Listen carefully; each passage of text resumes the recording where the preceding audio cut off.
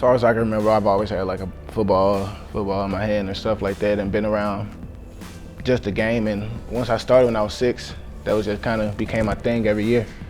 Can't wait till football season. As a young baby, right when he started walking, he'd like to run around. So I knew that he'd be fast. I definitely knew that, but the path that he chose was unlikely because football wasn't presented to him like you would think.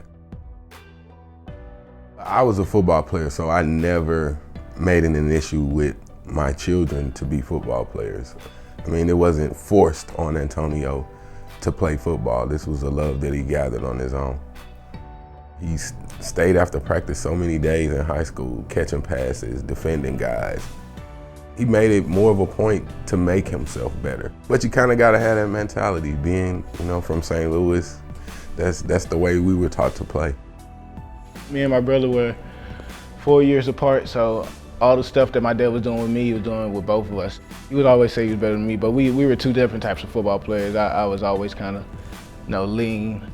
Growing up, he was a little chunky guy, so he played more line and middle linebacker, stuff like that, but he was really good. He was a hard hitter. Had friends everywhere, he knew everybody. And he also was an awesome football player. So yeah, he was a great kid, definitely a great kid. As far as me, as I've gotten older, I like to be challenged by that next level of competition.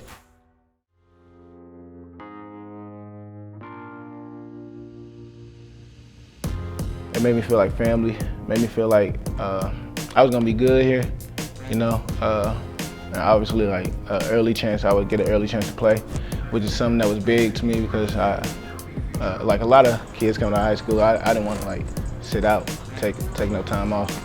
Oh, he's a dog as a football player. You get him, you can guarantee he's gonna get you back.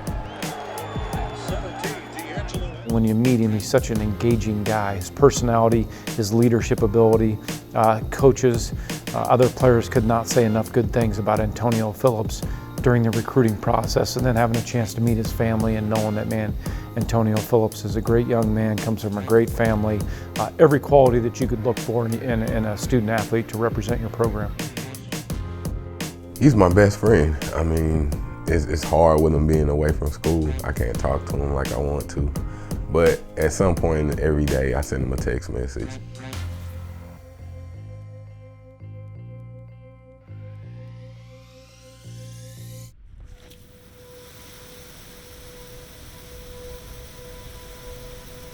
I get to Instagram or whatever, and my messages was blown up, like way more than usual. Mind you, I'm still kind of half awake or whatever. So I click on one of the messages, and it was a childhood friend that was like really close to us growing up, almost like my cousin.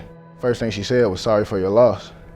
And like that kind of just, when I read that, that woke me up. Early morning, I woke up to my wife screaming.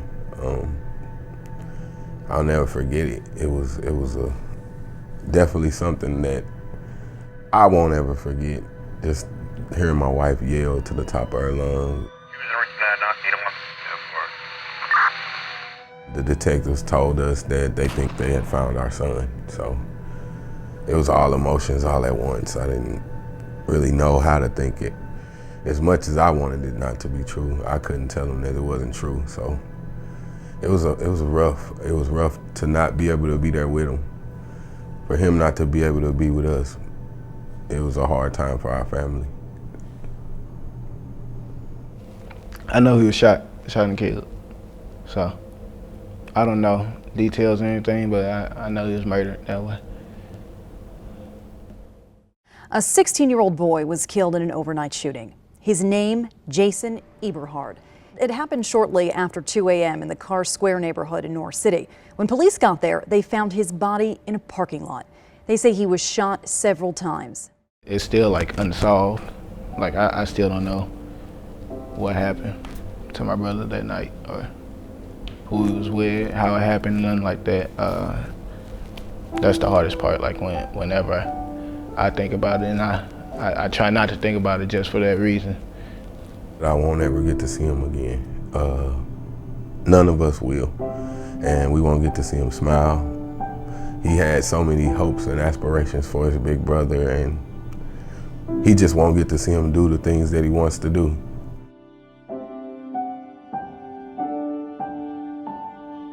The funeral was very, obviously it was hard. Bringing back a lot of memories that we had in that moment, trying to think of the good as I was seeing my brother for the last time. So far, the hardest thing I've ever done in my life. Had to close the casket on my brother.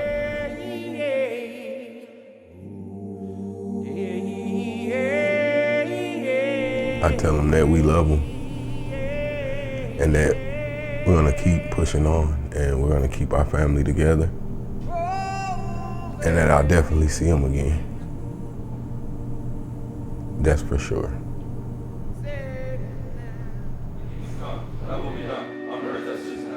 People sending texts, thoughts like that, and a lot of people don't even know how much that mean, but that mean a lot, just to know that you ain't going through stuff alone. And then, of course, once I got around all my brothers and stuff with the team, they don't even know how much that helped me. We were going to be with him here no matter what, what role that we could play for him from a support standpoint. He knew that we were here for him. With how much my family has helped me cope with this and go and get through it, and still getting through it each and every day, I definitely think I'm helping them.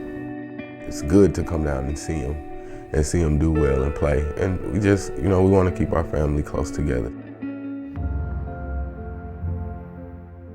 I always tell him, I need an interception. I need a pick this week. But this one was a little more special because he wanted to get one for his brother. Before that game, and the day before in the hotel and all that, I'm thinking to myself, yeah, I definitely gotta get a pick for my brother. That's what he would have wanted. And it happened. I just looked up and kind of imagined him smiling down on me yeah, you got that for me. My wife and I, we had tears in our eyes. It was just a sentimental moment. It was great. Definitely kind of that motivation in the back of my head, or who I'm playing for, and letting that build a fire in me. Know why you strapping it up, know why you strapping that helmet up, putting on those cleats. It was always be first team MAC was the goal. This season, we felt like this was more attainable. Film study, knowing the game better, having great teammates around me and stuff, it's all falling into place, and you kind of see some of the hard work results pay off. He wanted to honor his brother with his play and his performance on the field, and I certainly think Antonio Phillips did that. He's done everything else that he set his mind to. He's got that will. If I'm blessed enough to be able to be challenged at the top of the top for the best of the best play, it'd be a dream come true. Really, a dream come true. Given the opportunity and how competitive it is, at the next level in the National Football League, Antonio Phillips' work ethic, his toughness, not only physically but mentally, that'll give him a great shot to have a chance to make it. My brother wouldn't want me to stop and give up everything I had worked so hard for up until this point.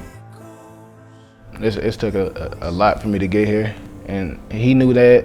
I know that. My family knows that. And now he knows that it's even more important for him to reach his goal now, because of the influence that he had on his brother. Just trying to do whatever I can each and every day to make that right, and kind of live out a dream for the both of us.